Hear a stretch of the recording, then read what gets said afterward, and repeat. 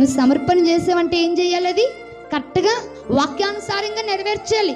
నీ ఇష్టానుసారంగా కాదు.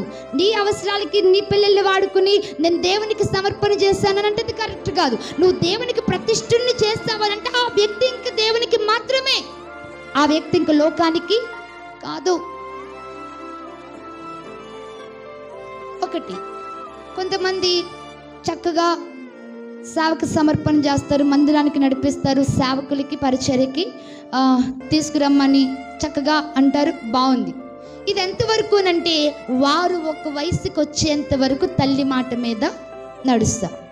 మరి వాళ్ళ వయసుకు వచ్చిన తర్వాత ఏం చేస్తారు అనంటే వాళ్ళ ఆలోచనలు మారిపోతూ ఉంటాయి. ఎగ్జాంపుల్, సంసోన్ ఉన్నాడు. సంసోన్ కూడా దేవునికి ప్రతిష్ఠితుడే. దేవుడు కోరుకున్నాడు, తల్లిదండ్రులకు చెప్పాడు, ఇతడు నాకు ప్రతిష్ఠితుడు, ఇతని తల మీద ఏం చేయకూడదు, క్షౌరపు కత్తి. దేవుడు కూడా సంసోన్ని కోరుకున్నాడు, ఇతడు నాకు ప్రతిష్ఠితుడు కాబట్టి ఇతని తల మీదకి ఏం రాకూడదు, క్షౌరపు కత్తి ఎన్నటికీ రానియొద్దు అని చెప్పాడు. దేవుడు ఎలా చెప్పాడో అలాగే వారు చేసి దేవునికి ప్రతిష్ఠితుని చేశారు. చక్కగా దేవుని పనికి అప్పగించారు. దేవుని పనిలో నాయకుడిగా సాగుతున్న ఒక వయసు వచ్చేసరికి ఏమయ్యాడు అనంటే తనంతట తాను లోకంలో పడిపోయాడు.